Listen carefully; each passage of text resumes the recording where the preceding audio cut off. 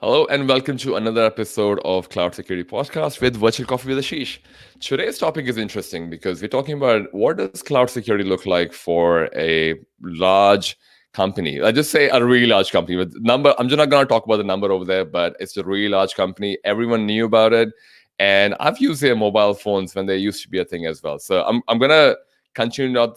I'm gonna continue suspense for a bit. Before I do that, all these episodes get available in audio format on the website below, and you would be able to hear them from tomorrow onwards. But otherwise, feel free to follow our YouTube.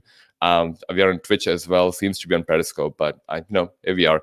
So my name is Ashish, and before we get into this episode, I do want to have a word from our lovely sponsors as I bring them over. Let's just get into this.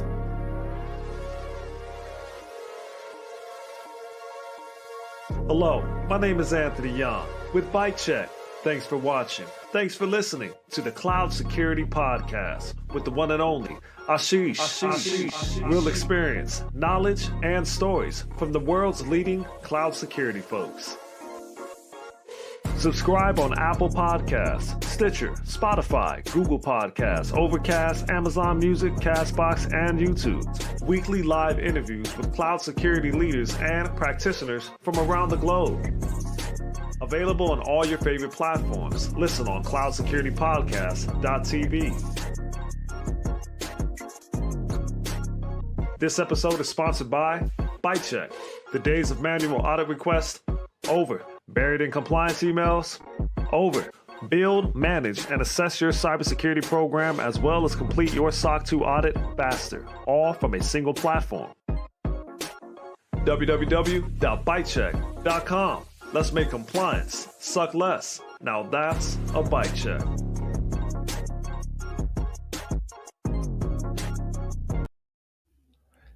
So thank you, ByCheck, for the sponsorship. Yeah. And I'm gonna bring my guest over because I think we've been waiting. Hey, I'm good. Hey, Kurt, how are you? I'm doing really good. Ashish, how you doing, man? Good, man. Hey, thanks for coming in, man. I'm so glad you could make it, and I've got all these questions in my mind about how do the big guys do this. And I don't mean in a literally literal sense because we were talking about food just before. I've got people coming in. Hey, morning, Vineet, and morning, AJ. We've got a few people coming in already, so I'm looking forward to this conversation, man. And I'm here. it's a tradition over here in Virtual Coffee with Ashish. I've got my coffee here. Thanks for coming in, man.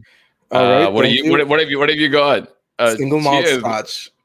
Oh, which one is it? Which one is it? You have to tell me which one. Macallan 12. Oh, I'll tell you, man. Like the amount of times I've heard about Macallan 12, I just want someone to just give me a bottle. Can someone just sponsor me a bottle? I feel like it's a great bottle. Everyone has told me. I just cannot wait to try it when I come to America, man. It is. So thank you for coming in. Cheers, by the way. Cheers. Cheers. All right. So first question. So how did you get here? I guess how did you get? What's your cybersecurity journey? Big shout out to Heidi. I just saw her in the comment section. Heidi works for Siemens as well. She said hi. So hi to Heidi as well. Hey, Heidi. Welcome. Welcome, Ismail. Wow, quite a few supporters for you, man. Yeah, it looks like it. Thank you, guys. I can just call this like a card show. Yeah, thank you, guys. Sure. So, how did I get started in cybersecurity? It's interesting. I've always had an interest. I remember the very first time that a thought occurred to me is when I had a couple of friends of mine who came over and brought a whole list of dial-up numbers. And I asked myself, why is it that we can dial up to the ISP free of charge and just get on the internet? But fast forward to about 2010, after my undergrad in computer science, and I got started in the consulting industry, my boss at the time came to me and said, hey, cybersecurity is going to be a real thing. Are you interested in doing a couple of certifications? And so I did. So a couple of audit certifications, as well as certified ethical hacker, certified penetration tester. And so I had a very somewhat technical start to cyber. Interesting. So, and you were back in the phone generation as well, like the whole phone. That wasn't really called phone hacking, was it? It was more like line number. Freaking, that's the word. Yeah, that was it. Freaking. I was trying to see what's that. That's really nice of you, Zena. Thank you so much for that. Um, so you've landed on cybersecurity, Mhm. and now you kind of like you obviously have seen a few variations of it. You've seen freaking, you've seen on Mhm. premise, and now Mhm. you're looking at cloud security. So Mhm. now Siemens is like the number one industrial software company. I used to use their mobile phones when I was a kid. So like these are the big guns, have been there for a while. So through them, now is the cloud security world. So what does cloud security mean for you?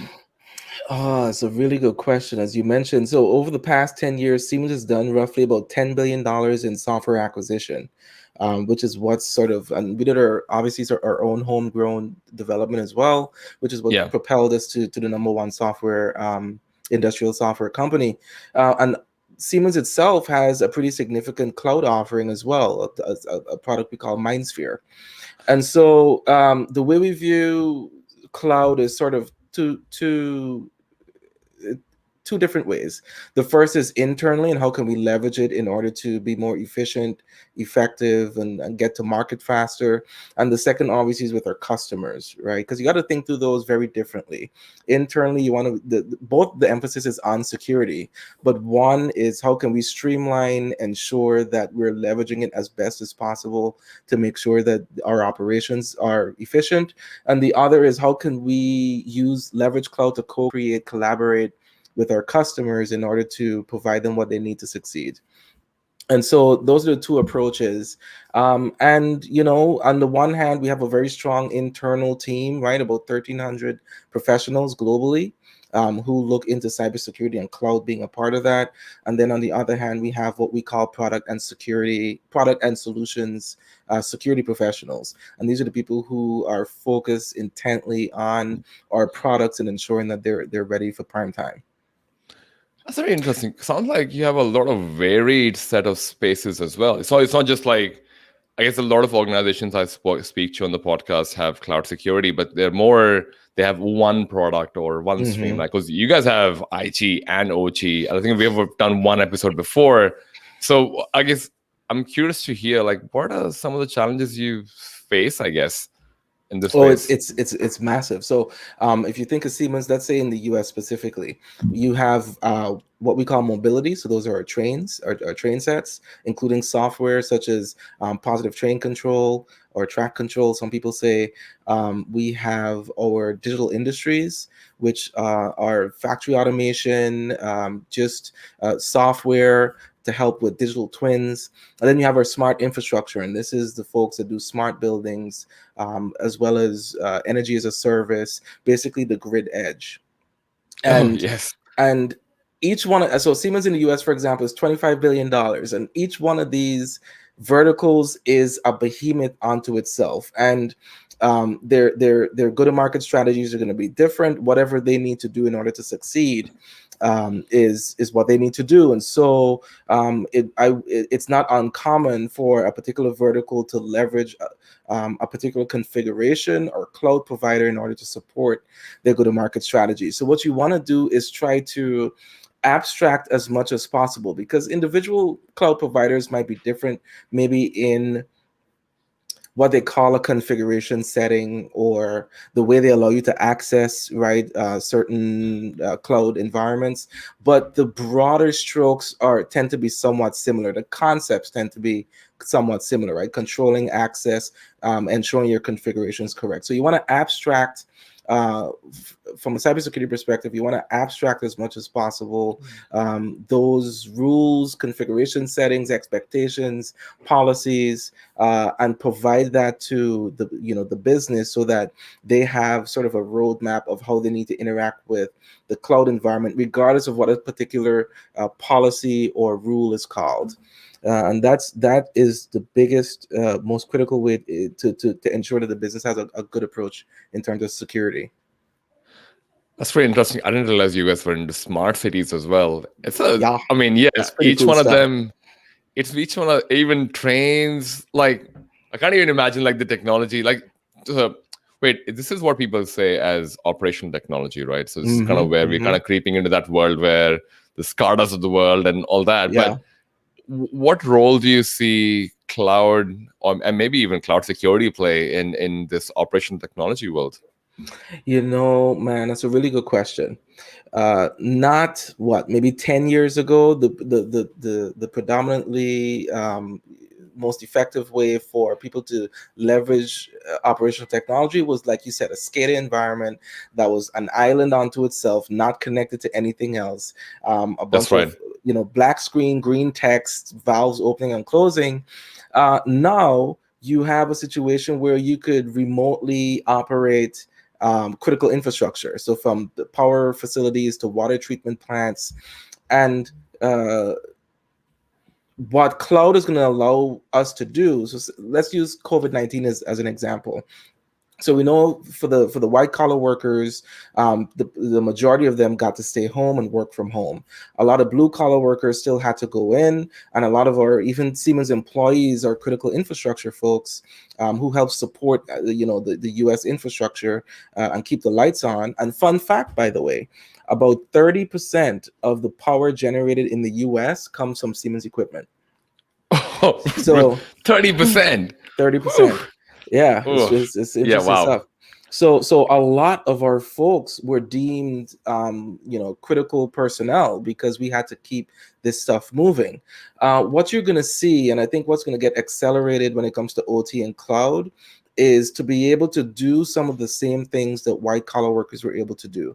In other words, Hmm. pivot to home and be able to remotely control, assess, monitor, analyze, and flip virtual switches in order to ensure that these critical infrastructures are working correctly. So I think you're going to see a lot of um, utilities pulling the trigger on virtualizing, digitalizing their infrastructure in order to support that type of environment. And not just because not just in anticipation of the next pandemic, but Yeah. it's cost effective, it's fast, it reduces costs, it allows more responsiveness, faster response times. It's just all around just a better way to go. That's interesting. So, would you say, and I guess to your point, because the virtualization of operation technology is really interesting from a perspective that there, yeah, traditionally these, I guess, SCADA systems are kept offline for a reason, I guess. Hmm. But so it's really interesting. So you see that world change and adopt, well, being on the internet, for lack of a better word, Yeah. because I coming from a SCADA world and coming from a freaking world as well. Let's just say SCADAs were never known for being the highest security standard. That's why they were kept isolated, right? Yeah, that's right. So obviously, does that mean the challenges to what we were saying earlier would also include things like, oh, how do I securely virtualize these? I guess these internet operating technology machines, if that's what the right word would be. Do you see that as a challenge yourself as well, like, or is that quite mature in a space? Unfortunately, it's not very mature, and this is the same in IT. Has a different problem. I think IT, the increasing complexity, the speed at which technology changes, it gets aged out. You got to bring new technology in, and just these microservices that get spin up and then spun Hmm. down just to do two or three transactions. It's difficult to from the cybersecurity perspective to try to monitor that. Tons of great startups as well as some interesting concepts that are coming out to help us to better govern that. OT has a different issue. I'll give you an example. I remember when I first joined Siemens, I was talking to someone out of the UK, and he was telling me a few different stories, some interesting stories. For example, he was explaining how our equipment was used to get, to process energy that we get from the Hmm. ground. And so one of the things that he was telling me is that Siemens in the 1950s sold a turbine to somewhere in the Middle East. And this turbine was so fantastic. It drove a lot of the energy production for this Middle Eastern country, and they fell in love with it. I think they nicknamed it like the Beast or something like that. And so they call us up in like 2006, right, when it starts to have some issues. and they're like, yeah, we need you to fix the beast. And so someone hops on a plane, flies out there. They're like, oh wow, this thing is like over 50 years old. Here's a Oh. list. Here's a list of some new turbines that are more efficient, more, and so on and so forth. And the customer at the time was like, no, we're good. We have very deep affection for the beast, and all we need you to do is to keep the beast running. So whatever you need to do that, you do that. And so that story to me is indicative of the challenge for cybersecurity and OT, which is Mm, in the IT space, it's 3 to 5, maybe max 7 years, right? yeah. In the OT space, you're talking equipment that's decades old. And so, we're going to find a very interesting transition period moving from the old way of doing things to a more digitized and digitalized way of doing things, where you're going to have those equipment that are like decades old, and that requires a particularly creative approach to how to secure or maybe protect the perimeter of equipment that's that old. Nevertheless, it's possible, and so I think what you need to see and what you will see is equipment providers such as Siemens, who take cybersecurity seriously, building security into their products by default and turning it on by default, so that when it's shipped, the customer actually has to turn it off. But more importantly, developing and making available equipment which can help protect that older equipment as well.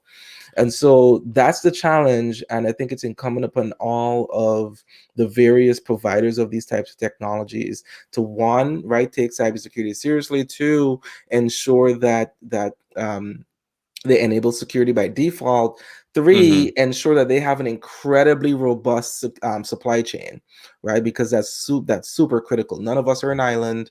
In the US, Siemens has 15,000 suppliers. Globally, I think we have like 250,000 suppliers. So we're Jesus. only as strong as the weakest link in this case, depends on the criticality of the part. So all that, I think, the providers such as Siemens, and Siemens does take seriously in order to provide this stuff. That's awesome, man. I think and you've explained it so well. I did not have an idea that you know how we talk about patching in security, like, oh yeah, we should do Windows patching, Patch Tuesday, like a thing.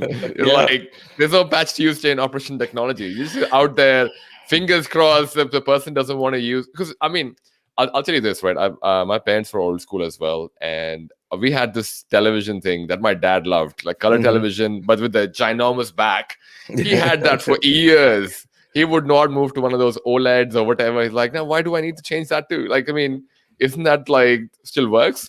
But so that this reminded me of one of those ones when the Beast story. But it like he loved that television. He did not get rid of it until that television died, basically, and he could like there was no one to repair it. So it reminds me of one of those ones where you grow so much affection to it. But I've got a question here, and I'm not sure Mhm. if this is would be interesting. Mhm. Mhm. Is he so because I think it kind of ties in really well into our conversation right now as well. So Houston is a previous guest as well, great friend as well. My son into skateboarding, this outside context. Does Siemens separate product security from enterprise security? Yes.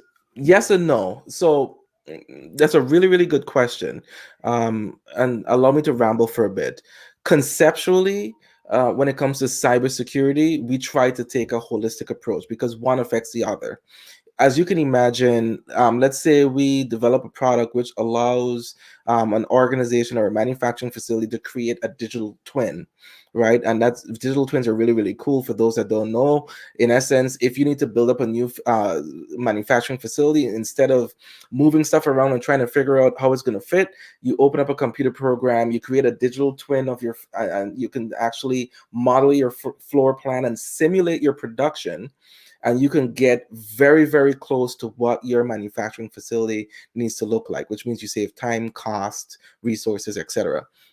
Oh, wow. But in order for us to develop that software, you got to imagine that there's an R&D, let's call it enclave within Siemens, where the coding is done, testing is done, etc. And that is what we would consider for more or less enterprise security. And that R&D space after it's gotten sufficiently mature, then translates to a product which a customer would buy and leverage in order to create their digital twin. So conceptually, at the highest level, we call it cybersecurity. That's why Yeah. I'm called a chief cybersecurity officer and not Right. necessarily a chief information security officer, which tends to be IT. And that's because Mm. conceptually, I'm responsible for both the product as well as our enterprise. But because they require different skill sets and expertise, what we have is we have people who specialize in enterprise security, and then we have people who specialize in product security. And through, for example, my team as the cybersecurity team, we're able to ensure that we're talking with each other, we're speaking to each other, and the whole value chain gets protected. But it's more of a collaborative effort because of the individual expertise that are needed for both. Wow. That, and adding on to the risk and compliance and governance as well, that probably adds another layer, because you have the, I think, the supply chain that you mentioned, like enormous amount of supply chain. So the risk as well. Hopefully that answers your question, Houston. So feel free to ask a follow-up question if you have one. I think it's just a love the story about the beast. So many similarities to what the business wants, which often contrasts from modern IT departments. So true, my friend. I don't know if you have a comment on that or you agree. I do. I think you're gonna see, because of how prolific cloud is gonna get. I think IT departments are going to have to start to transition from an infrastructure environment, so to speak, strictly speaking, to more of a digitalization and operations environment. In other words, the IT is going to need to become more like advisors. Okay, this is what you want to do. This is the speed to market you want to do. This is the cost you need to manage in order to get this margin that you're looking for. Okay, this particular cloud provider, along with these two other suppliers, is going to be your best bet. So it's going to be fascinating to see how IT environments handle this, because they're going to need to become expert advisors, be part of the business's go-to-market strategy very early on, and supporting that entire value chain and helping the business to create a really vast, dynamic, flexible technology ecosystem that allows them to go from concept to market in half the time that it does now. Interesting. And so to your point, would you reckon, like, we spoke about pandemic and COVID a bit just earlier. Is that, has that accelerated all this? Like, do you feel like Oh, the for sure. adoption, it's like, how do you see that change? Is it affecting your, I don't know, in your colleague conversation or whatever? How has the COVID thing affected this kind of transformation? Huge. You look, in my opinion, I think the companies that are out there fall into two buckets. Either they have put a complete full stop on their digitalization journey, or they have leaned all the way in and they've pulled the trigger, and everything that they had on the books for digitalization, obviously pending their budget or Oh yeah, yeah. availability of funds, they'll pull the trigger on that. And I really think the people who don't pull the trigger is because they might have a funding issue. Because companies, when COVID happened, either you were able to pivot to work from home and leverage technology in order to remain efficient and effective, in which case you see the value and you're going to lean all the way in, or you weren't, and you missed out on either the efficiency and there's the continuity of operations, or another example would be companies who weren't able to modify their operations in order to pivot, let's say, for example, and manufacture masks when they used to manufacture beer, right? Or scotch, I don't know. Yeah. And so I think when COVID happened, everyone sees the value of having a very robust digitalized infrastructure that allows flexibility and speed. And I believe for the vast majority of people who don't pull that trigger, it's probably a funding issue. Interesting. And so that's even more interesting, because that kind of ties in really well into the virtualization conversation we had about OT environments as well. I wonder how many Mm-hmm. OT environments have accelerated their digitization product. And you know how I kind of have to ask about 5G because it's been on my mind for some time. How do you, because we kind of spoke about COVID, and just before the whole COVID thing started, everyone was Mm-hmm. talking about 5G. And I'm not going to go into conspiracy theories. I'm sure there's like a government agenda somewhere. But how do you see the impact of edge computing or 5G? What would that be on this like IT and OT world we're kind of moving into, especially for Tra- critical infrastructure? Transformational, I'll tell you that. And 5G is going to be have an impact across the board, from education to medical to. But let's talk about OT. When you combine 5G with edge computing with industrial IoT, the only way to really take advantage of those technologies, and including artificial intelligence, machine learning, and so on, is through cloud computing. Yeah. Cloud computing is the shortest path for the vast amounts of data that 5G and that connectivity would produce. It's the shortest path in order to analyze, correlate, and then come up with responses for what that data presents to you. And so 5G, imagine this, for example. I think this is a good example. Imagine right now they're manufacturing facilities which it's in their best interest to reconfigure their floor plan because of new technologies, because of some inefficiencies of how it was first laid out. In order to, let's say, even with a digital twin, for example, in order to move that around, it'll take, let's say, anywhere between 4 and 6 weeks. When you have a manufacturing facility whose revenue, daily revenue, is, let's say, $2-3 million, even if you're to try to shut that down in portions in order to minimize the impact, you're still talking significant value over the course of 4 to 6 weeks. Even if it's a week, that's Yeah. still a lot. Imagine then you have your own private 5G network that spans your manufacturing facility. And instead of having to rerun cables and reconnect and so on, you're able to do everything in 2 hours versus 2 weeks. Right. That's one example of how valuable a 5G network can be. But even beyond that, 5G increases the size of the pipe that data can flow through, and it also increases the speed. It's like going from a 2-lane road to like a 15-lane highway in both directions. It's interesting stuff. And so when you have that large degree of data flowing between devices and available, what you're going to see is there's going to be a big drive for artificial intelligence, machine learning, data analytics. For another example, Siemens has a service where after we've sold you a turbine, and this is probably another good story. Typically, when turbines are sold, there's a maintenance schedule, and if you Yep. can think of, for example, a few turbines out on an oil rig trying to pump oil out of the ground, for example, this is like years and years and years ago. Um, to shut it down in order to do planned maintenance, typically that planned maintenance will take about a day, right? And if you have a particularly large oil field, and the reason I'm using this is because it was from many, many years ago, right? We're still, Siemens as a company is transitioning to focus on renewable energy. Um, Yeah. if you're doing like 1 million barrels a day, that can be a lot of revenue.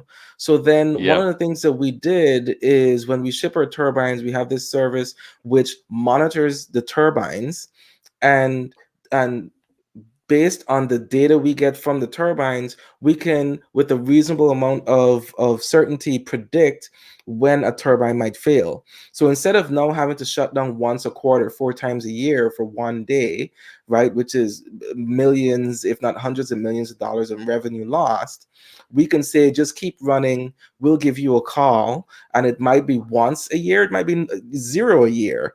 And so that's an example of sort of the analytics that comes with data. So picture the size of the pipe and the amount of data that you're getting through 5G just growing exponentially. So long story short is this. I do believe that 5G is going to have a major impact on the manufacturing OT space. Hmm. Cloud computing is going to be the primary method for taking advantage of these new technologies, and is going to introduce a never before seen flexibility, speed, and just efficiency of how OT manufacturing spaces work. That's a great I answer. felt like I talked for a long time there. No, Hopefully, people. but no, that was good, man. That was great. You're a great storyteller. Because you're like, wow, turbine. I'm like, like, because I think it's interesting for me, especially coming from primarily an IT world, because the OT world seems like, I think we had a guest in the past, Parul, and she's from a Canadian company which worked in the operation technology space as well, Mhm. and we kind of went into the whole nuclear plant conversation as well. Like, because these are like that's a real thing. When you write a Yeah. software and do some programming and you put up facebook.com, I feel like there's nothing touch and feel at that point, right? But these are like, imagine a turbine. Like, you can't avoid a turbine when you walk past it. You're not gonna be Yeah. like, I'm gonna ignore this website. There's no way you can do that. So to hear stories about how they do updates is just fascinating, especially Mhm. because to what you said, a lot of us in security may go down the path like, oh, we should patch every time. But imagine the impact on the business when you switch off a turbine for one day is millions of dollars. You're like, how do you justify that? Oh, you should patch. But why? So And it who's doesn't going to pay even for this? and it doesn't even have to be a turbine. So for example, there's some these printers. There's some printers, by the way, out there, label printers that cost $50,000, $60,000. And they run constantly, especially for factories that have 24-hour schedules.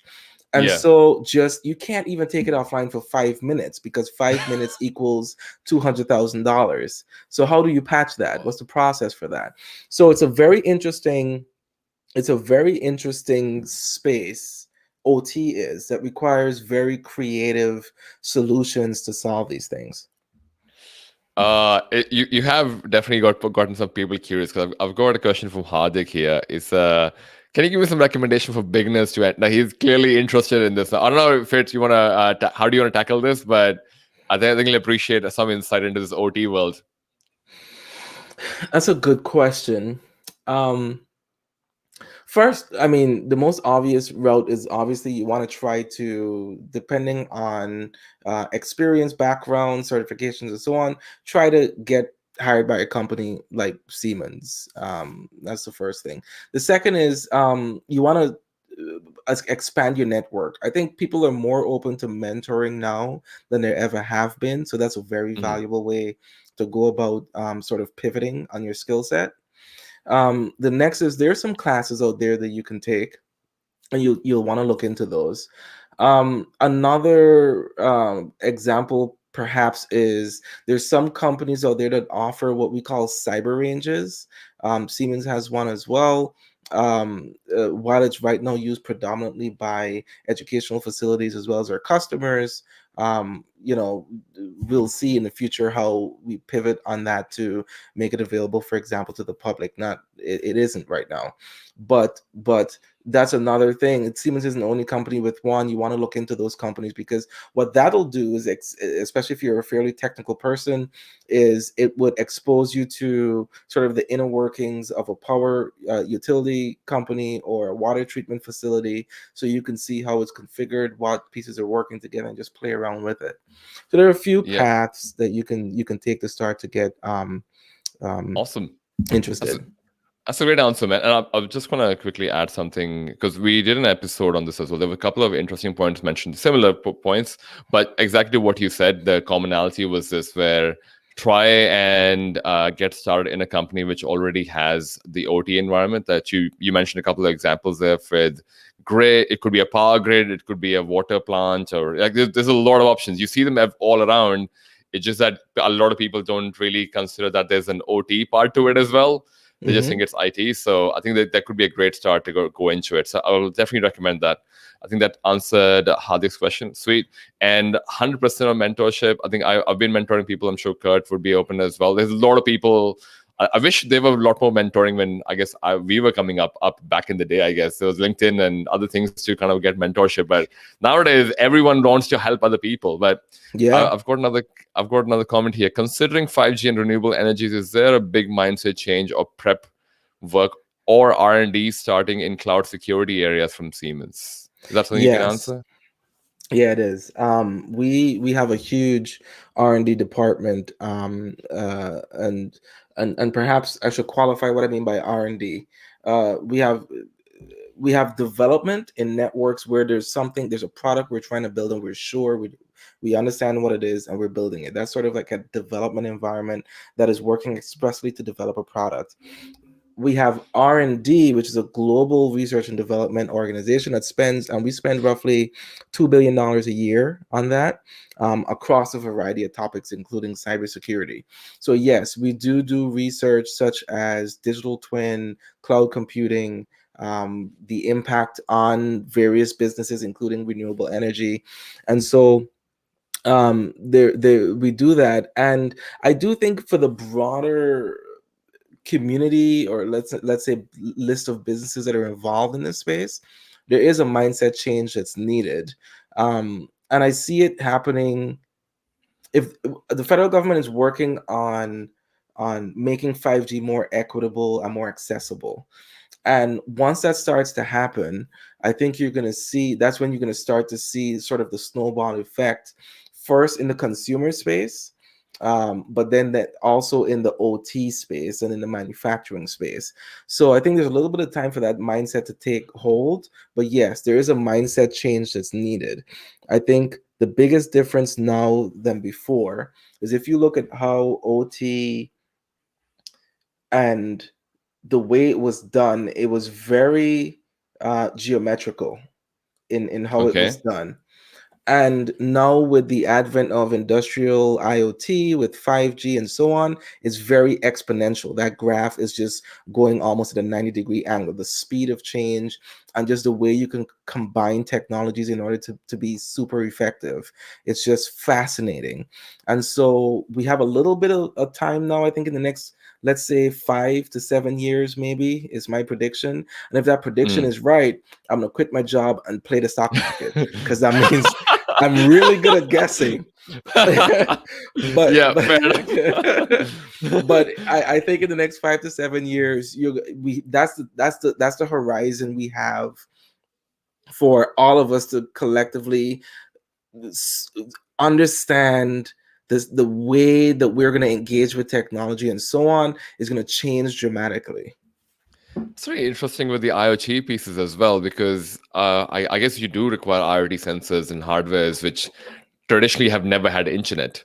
How do you connect them and put them on a compute somewhere as well? That's a great way, man. Hopefully, Mhm. that answers your. Thanks for your question, Siju. And you have a follow up question. Just bring that on as well. I've got a question from Sunil. Hey, Sunil, great, another great friend as well. In the IT security world, we carry out a lot of red team and tabletop exercise to train a company. What happens in the world of OT and SCADA to help businesses with cyber readiness? That's a really good question. That's a really good question. And so what you have is a mix. We have some. Well, let me put it this way. I'll have two answers for you. There's sort of the Siemens environment answer, and then there's the broader, um, you know, answer for the rest of the industry. Um, Hmm. so Siemens has this thing called the Charter of Trust. It's basically a collection of companies where we have come together and agreed on 10 principles, what we call cyber norms. And that's Hmm. because in the absence of a very strong international regulation or guidance on cybersecurity, we, the companies who have that touch point with the consumers, it's our responsibility to take it seriously. So that's a big driver for what Siemens does in the cybersecurity space when it comes to OT. So whether it's penetrating, how would I say that? Penetration testing of our Right. trains or penetration testing of our smart building technology, we do that. However, if I switch to like the broader answer for the industry, remember what I mentioned about technology or equipment being decades old. So there's some that were, let's say, commissioned 2 years ago that have adequate cybersecurity, but then there's some that are still in existence that are like 16 years old that may not. And Yeah. so you're going to see a variety of approaches to that. Nevertheless, regardless of what, let's say, technologies are used to try to help you prep or make sure you're cyber ready, conceptually it's the same. You want to try to understand what your risk profile is across your equipment and then try to reduce that risk as much as possible. In some cases, for the more modern equipment, it'll be patching and so on. And then for older equipment, it'll probably be the addition of a process or the disconnection of some equipment, or in some type of integrated firewall to try to manage communications. But whatever the answer is, you're asking the right question, and the question is, how do I gain transparency of my risk profile, and then what measures can I put in place to try to reduce that risk? That's a great answer, man. And I think Sunil agrees with you as well. So also agree with Ashia. You're a really good, strong communicator of experience. Thank you for sharing your experience. So Thank you. kudos to you for that. It's really interesting mix as well. We kind of dabbled into 5G. We spoke about that as well and how that's kind of moving forward.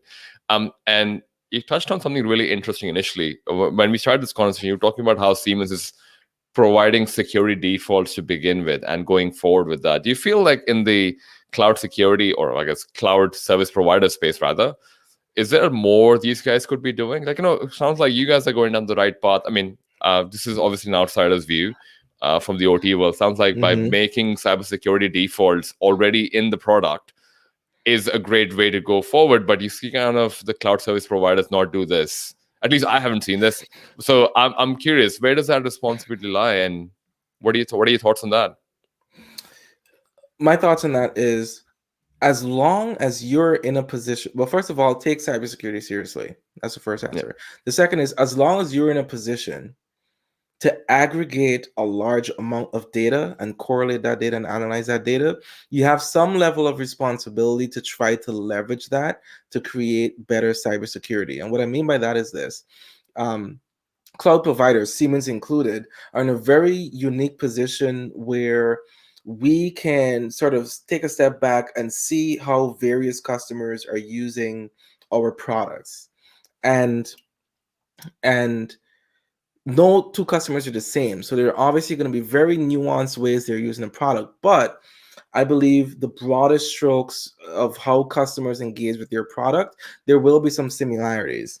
And it would be in everyone's best interest if you could gather, analyze, correlate that data, and then provide some, at the very least, insights on how users are using this for transparency, so that people who do use it or will be signing up can, think about, oh, really, that's interesting. How should I be using this cloud environment? All the way to possibly providing templates, approaches, turning on stuff by default, so that, yes, it's a pain in the butt, but customers actually have to go into the environment and flip switches off. I'm a big fan of like templates and so on that are modifiable. So in other words, I have 2,000 customers that are using my environment. These are the insights I've gained. Here are the 4 templates that are most common to how customers use this. Feel free to modify it, but pick one, or we're going to assign you one when you sign up. So long answer short, I do believe everyone who provides any type of service, environment, infrastructure as a service, cloud, you name it, we do have some responsibility to ensure that security is on by default and that we take it seriously, because not all customers are created equal and everyone doesn't understand how to deploy their environment in a secure way.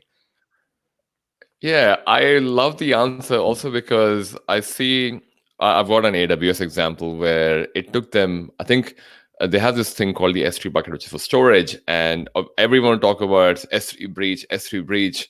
And a lot of people also spoke about the fact that there was no encryption by default. You almost would think that that should have been there by default. Why are we expecting someone else to make an informed decision that if I have storage, I should encrypt it? Like, why is that a two-step process? It's just like, you have storage, it's pre-encrypted. I think Azure does this really well with just pre-encrypted. I mean, I'm not for any I don't favor any cloud service provider, but there's definitely a mix, is what I see, where some Correct. people take that responsibility, whereas some people like, oh well, okay, let me just rephrase it this way. Some people take responsibility in certain areas, which are probably because they're in the news, but in the other areas, they're like, we'll get to it. Just just like let's not worry about that one so far. So it's really interesting that you gave that example. So security by default, in a way, should be kind of, there should be some responsibility on the providers. That's how what I'm taking away from this. Oh, for sure. I mean, if call me a little bit of I would actually take some pleasure in knowing that customers are inconvenienced because they have to turn off security features. I'd be like, great. That means we shipped a product that was fantastically secure, and they just needed to take an extra 30 seconds to flip a switch off. I think that's wonderful because the challenge that we're facing now as a community, and maybe not even community, because I'm not talking about cyber specifically, but as a group of individuals who are engaging with technology across a variety of different verticals, is that we have varying levels of maturity. Mm-hmm. And in the absence of that maturity, it's incumbent upon the people who have the resources and the knowledge to deploy that security systematically and pragmatically, and have folks who might not be at that level take the extra step to try to turn it off. It's I can perceive how someone might see it as an inconvenience, but then the flip side is that you end up in situations where either your IP, or if you're leveraging a cloud provider, your customer's IP might be exposed, and we don't want to do that. No, 100%. And it seems like there are a few more examples in AWS as well. Ismail just mentioned ABS volumes are encrypted by default as well in AWS. There you go. So there's plenty of examples everywhere. I'm going to change gears a bit as well and talk about something that I would like your insight on, and probably, I guess, my audience to hear about as well. Charter of trust. Mm. What is it, and I mean, I guess, yeah, what is it to begin with? Let's start with that.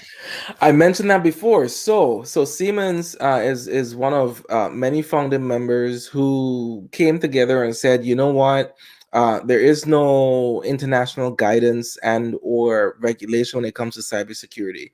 We are all integral to how consumers or people or society interacts with technology.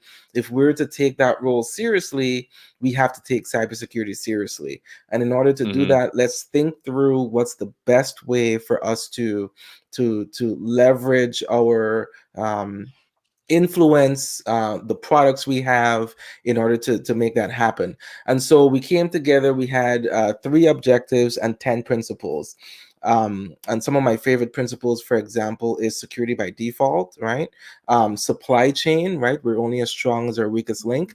Yeah. Education is huge for me, because I think that is, I always say, education is the best way to unlock someone's future. It's the best way to connect people with opportunities, and it's the best way to make sure that as a world we flourish.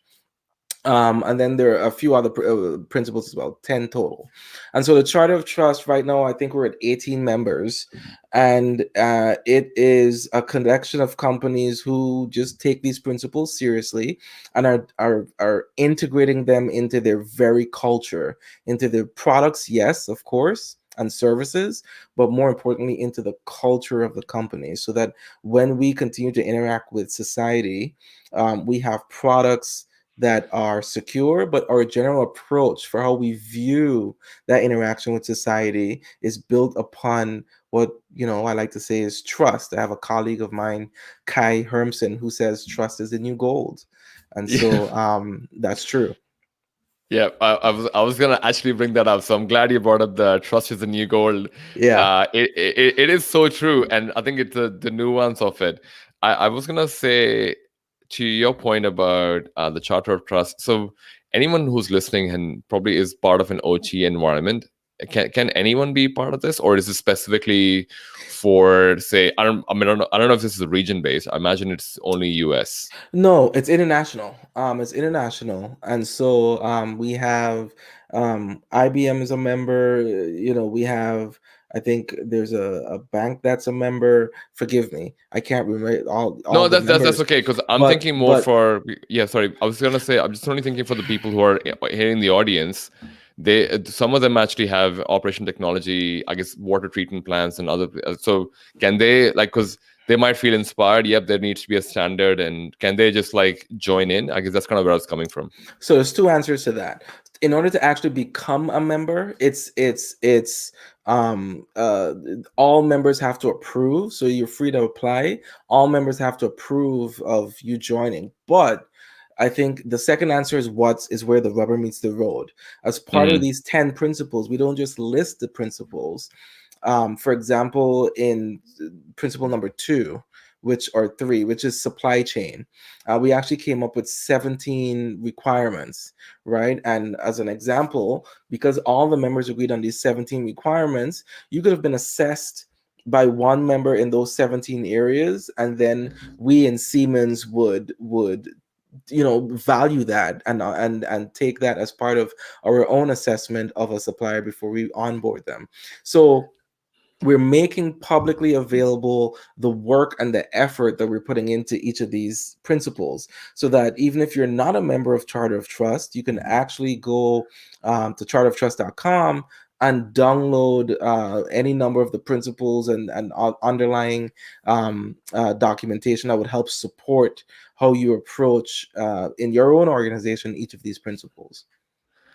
That's awesome, because that is pretty. I must say, it's a pretty great forum to be part of, especially because all the wealth of knowledge from global companies being shared on one forum, Yeah. especially in an organization. Or sorry, well, I guess in an organization, or I was thinking in a space rather, in an operation technology space where some of the devices could be 20, 30, maybe 50 plus years old. Having a standard there, or even the other half, the lack of a standard there is scary.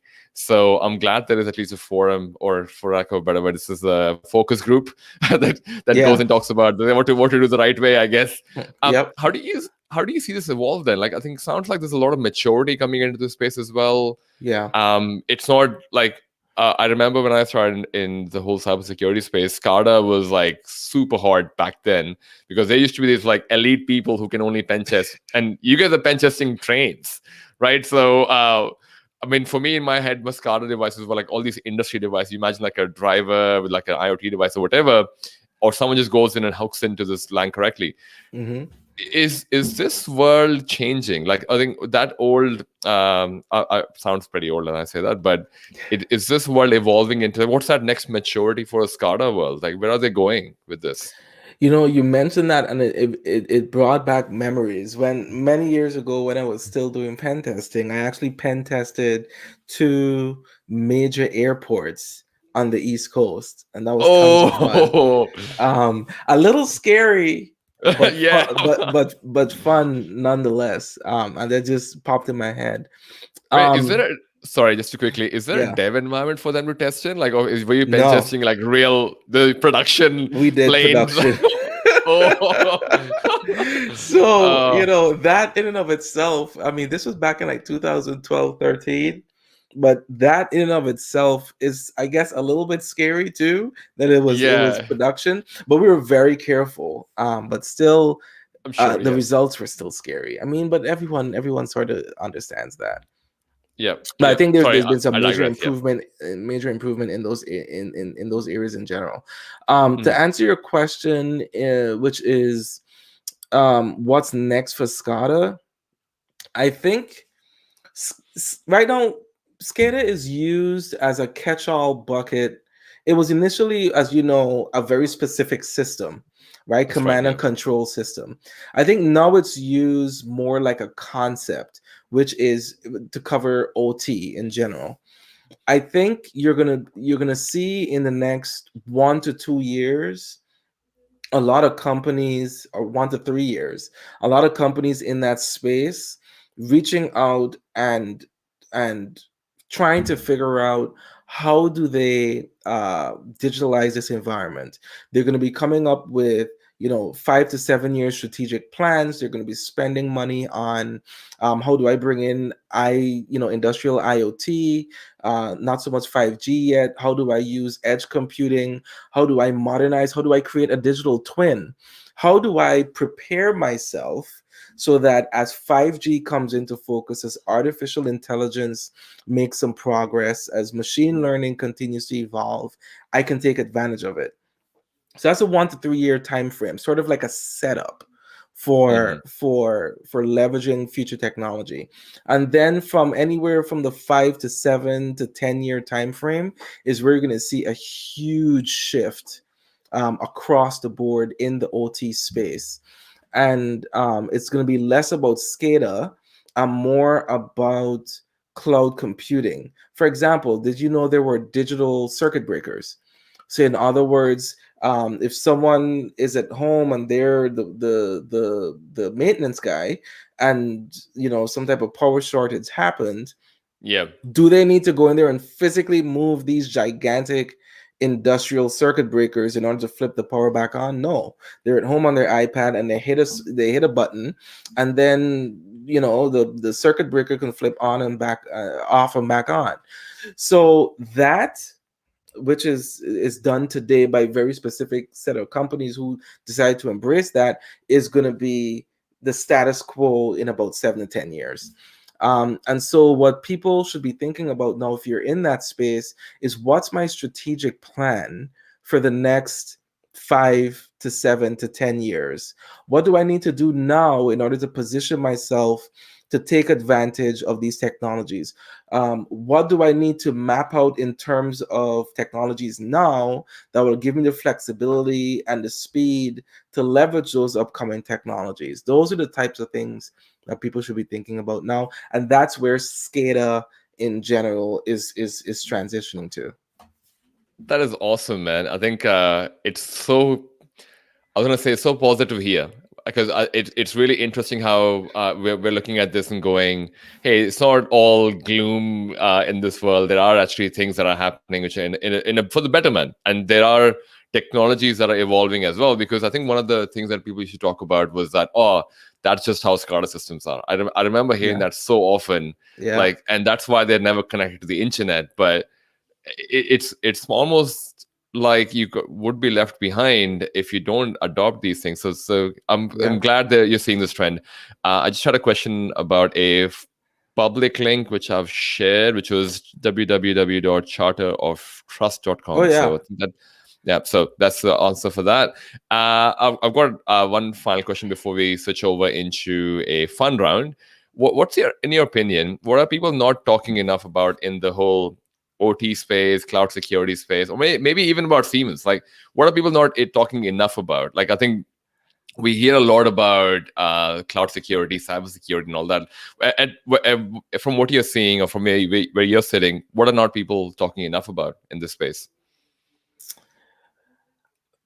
I would say people are concerned about cybersecurity, and they should be. Mm. However, what I think people aren't spending enough time on, because I'm a glass half full kind of guy, is the market opportunities, or just the benefits that comes from a strong cybersecurity approach. Um, I remember reading somewhere, and I can't remember the source, where it says 70% of organizations will use cybersecurity as a service. And so for those who are part of companies out there, don't view cybersecurity as just how do I protect my enterprise. That is critical, because without Mhm. it, your company fails, and then whatever you want to do else you want to do doesn't matter. So Mhm. that's the fundamental. However, people need to spend more time understanding the value chain of the business, in terms of Pareto's principle. 80% of something comes from 20% of something. So in other words, for an organization, 80% of the revenue will typically come from 20% of the products. General rule. 80% Mhm. 80% of the mass in the solar system comes from 20% of the planetary bodies, including the sun. So it's just a general rule, Pareto's principle. And so what you want to try to understand is what is that 80% of in your organization? What's their go-to-market strategy? What are the market conditions in which they're operating? What are some of the challenges they're facing? What does their budget look like? Okay, how can you pivot and use cybersecurity not just as the sky is falling, but it also here's how we can provide additional value, not just to the business in terms of an additional revenue stream, but in terms Mhm. of to our customers. So think glass half full, think value chain, think opportunity when it comes to cybersecurity. And I think that's something if people spend more time on, not only can we cover the fundamentals, but we can really promote cybersecurity because it's now a value driver in the business. That's awesome answer, and I think sounds like a lot of people are already doing this with the adoption of. I think people trying to go into a cloud and adopting it. So great answer, man. Yeah. I'm going to switch gears. I'm going to Okay. switch to fun questions now. So we've been talking about this OT, IT for so long, man. I'm already bored. Like just yawning on my way. It's like, I was gonna. So three questions. What? So the first one being, what do you spend most time on when you're not working on all these cloud technology and OT? What are you spending most time doing? I got a 1-year-old and a 3-year and a 3-year-old. So I spend most of the time trying to make sure they don't kill themselves. But was I'm really at least I used to do a lot of hiking. Oh, So nice. but I haven't since I had kids. Some of your viewers might not know this. I'm a black belt in Taekwondo, so I also many I typically Ooh. say pounds ago because I don't Yeah. measure it in time. I measure it in weight. Many pounds ago, I was I was doing Taekwondo 4 or 5 times a week. Um, which was pretty cool. So I'm waiting for the kids to get a little bit older, maybe 4 or 5, where I can make sure they're not going to fall down the stairs if I don't take my eyes off them. And once Yeah. they do, I'll get back into my hiking and taekwondo. Oh, they could be on your back while you're just hiking up and down as well. So This is you can true. go down. Yeah, you could go down that path as well. That's a great answer. Second, what is something that you're proud of but is not on your social media? That's a good question. I think I mentioned it before, which is my kids. Although they Mhm. are my Instagram, they are my Instagram. But But I'm what? proud of my kids as well as taekwondo, jiu-jitsu, karate. I know those three. Oh yes, they teach discipline. I'm a Muay Thai and a boxing person, so yeah, I do Okay. appreciate the discipline. What's your favorite cuisine or restaurant that you can share?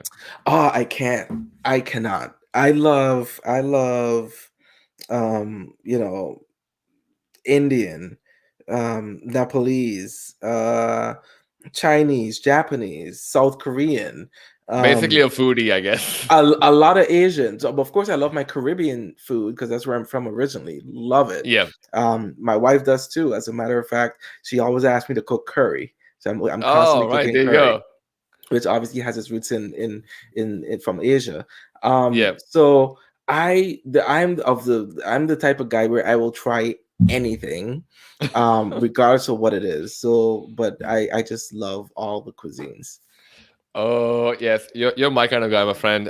You and I gonna get get along so well. I was gonna say it's probably it has really been an honor to have you here, man. I think it's been really good. Where can people get in touch with you if they have follow up questions on operation technology and all this You can reach amazing world? me on LinkedIn, right? LinkedIn.com/Kurt M. John. You can reach me on Twitter, at the real Kurt John. And those are the two primary places. I had tons of fun. Yeah, this is a fantastic way to spend a Saturday afternoon. Great questions, a great audience, and scotch. It's Yes. great. Perfect, dude. I can't wait to bring you back on again, Kurt. So I'm looking Thank forward to you. this. But thank you so much for coming. Thank you so much for having me. No, perfect. And I'll see everyone else over next week. But while I talk to Scott in the background, talk to you guys soon. Thank you.